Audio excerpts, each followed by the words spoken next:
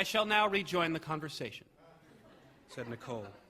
Hell! Samson pointed his fork at the books. I'd never read a single one of those things, Doug. They're a priceless collection. They're heirlooms, said Paulette. Right, heirlooms. Samson chewed and swallowed. Nicole reads them.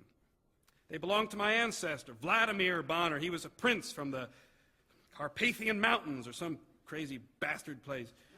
Samson waved his hand dismissively. The point is, he was a prince. These are the books. The point is, the Bonners are royalty, said Nicole. Samson slapped the table. The gnocchi, he bellowed. I made it myself. He glared around as if expecting dissent. Paulette served the main course, which Douglas had to admit was delicious. He sipped his wine and the conversation mellowed. Samson spoke of common concerns, the mayor, the weather, the stock market. Douglas complimented Samson on the gnocchi. When Samson asked about his Allentown boyhood, Douglas mentioned the Eagle Scout he'd been, but did not mention the chipmunks he'd killed with firecrackers. Paulette asked Douglas about his favorite films, and Douglas answered. Every time Douglas looked at Nicole, she looked right back at him. All in all, Douglas was enjoying himself. The Chardonnay settled lightly in his head, and he found himself wondering random things, like how the Yankees would do this season, or how cold it was outside, or how curvy Nicole had ever emerged from Beanstalk Paulette. The gnocchi plates were cleared. Well, girls, said Samson, let's cut to the chase. Paulette placed a snifter of brandy before each person. Which chase is that? Smiled Douglas. He wiped his mouth with his napkin. We feel that you should marry Nicole.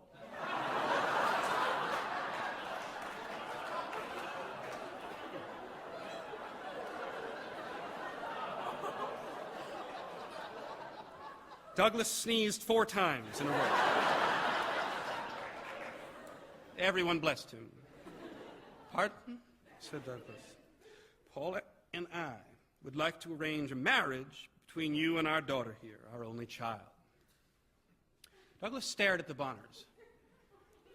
They were all seated in their chairs, smiling politely. Nicole wore the look that she always wore just before she aced a test. Nobody laughed. You're kidding, of course, said Douglas. Oh, no. Samson Bonner sipped his brandy. I'm not giving you the business, Doug. He isn't, Mr. Kerchak. Douglas got the boxing feeling in his stomach again. When he was young, he participated in the Friday Night Smokers, weekly events at the Society of Gentlemen Club. The gentlemen were hard-working Allentowners who drank whiskey and played cards on Friday nights. Every weekend, they brought in a select crew of boys from the area high schools. To earn themselves ribeye steak dinners, the boys donned gloves and duked it out in a lighted canvas ring in the center of the club while men drank and cheered. To be picked to be a box of smoker was the highest honor an Allentown boy could receive. And Douglas had been chosen 14 times to fight in his weight class. He'd won 12 of those fights, one by knockout, and he'd never had his nose broken. Some nights, even now, just before he slept, Douglas remembered himself in the ring, fighting Heather Angelona's brother, Carmine. Carmine had 10 pounds on him, and he was beating Douglas on points till the 3rd round when Douglas delivered an uppercut that jacked Carmine right off the ground and dropped him unconscious. Men in the room roared like lions. The bell clanged. Douglas remembered cigar smoke in his nose, blood on his own face. Strangely, no blood on Carmine's. Watching Mr. Angelona revive his son with smelling salts, Douglas had wanted, simultaneously, to vomit and to shove his tongue into Heather Angelona's mouth. Douglas shook his head, cleared it. He stood up. Nicole, he said severely, what's going on? Is this some joke? Some bizarre family hoax? No. Nicole rested her fingertips calmly on the table. My parents would honestly like you to marry me. So would I. Please sit down, Douglas, said Paulette. For once, her tone had no levity. Douglas sat. This is nuts. We're just having dinner. Samson Bonner rapped the table with his knuckles. Hell, son. Paulette and I have been happily married for 25 years, and guess what? My father set the whole thing up. He and Paulette's father were law partners. My maiden name is DuPompis, explained Paulette. Right, said Samson, DuPompis. Anyway, our father saw that Paulette and I would stack up together. Well, we feel that you and Nicole stack up too. Douglas's head was swimming. You've discussed this? As a family? Sure, said Sampson. Every night for a week. Excuse me,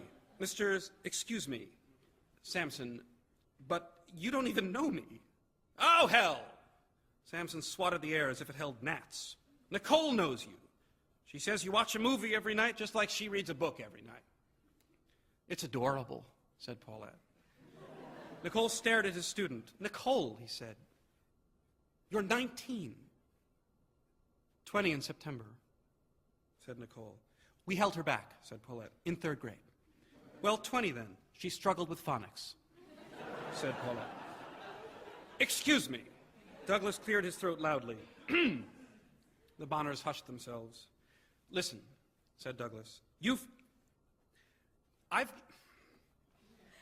This has been a lovely meal, but, well, aren't you all being quite preposterous?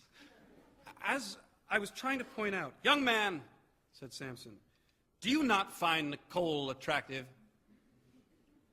Douglas shut his mouth.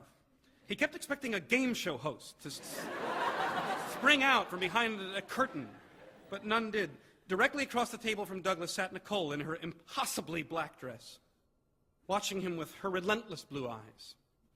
For the first time, Douglas honestly considered what it would be like if she were his. He thought of Lillian Marks, the last woman he dated who had adored jazz music. He imagined holding Nicole's hand, driving with her to Montauk in a convertible, the radio playing the bizarre punk bands he knew she liked. He blushed. Religion's not an issue, blustered Sampson. Nicole assures me that you're high Episcopal, same as we are. She admires your intellect, and you always give her an A. So, what's your problem, Doug? Douglas pressed the corners of his eyes with his thumbs. It just seems a little sudden, sir. Douglas snorted. Douglas, said Paulette, we're really very impressed with you, especially now that we've met. Douglas sat up very straight. Yes. Well, as I was trying to say, Nicole's 11 years younger than I am. Doesn't that seem problematic? No, said Sampson. I've got 12 years on Paulette. Mr. Kerchak, said Nicole. Did you know, Mr. Kerchak, that in centuries past a girl was often married and birthing offspring by 14? Let's not rush into any birthing, chuckled Sampson. This isn't the Middle Ages, Nicole. Douglas swallowed some brandy. You haven't even been to college. Well, I'm going, aren't I? Of course she is. Paulette sounded offended. No daughter of mine will be denied an education because of her husband. Now, hold on, said Douglas. Hey, growled Sampson. You can have my daughter's hand, Doug, and we'll give you some starting out money. But Princeton's non-negotiable. Don't try to weasel her out of that. I wasn't no weaseling, said Nicole. Douglas sighed heavily. I need to use the bathroom, he said. Well, hell, said Sampson. Who wouldn't?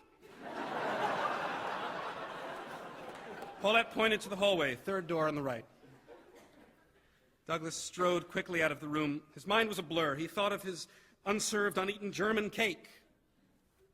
He recalled a teaching class he'd once taken where the instructor had told him to watch out for female students and their crushes. Is this what this is, thought Douglas, a crush? The door to the bathroom was slightly ajar, and Douglas was about to push it fully open when he heard a toilet flush from within. Excuse me, Douglas said automatically. He stepped back, surprised. Moments later, the door nudged open, and a black cat stepped out.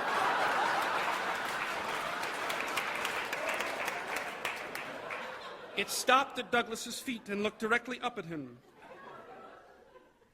John Stapleton, whispered Douglas. Meow, said John Stapleton.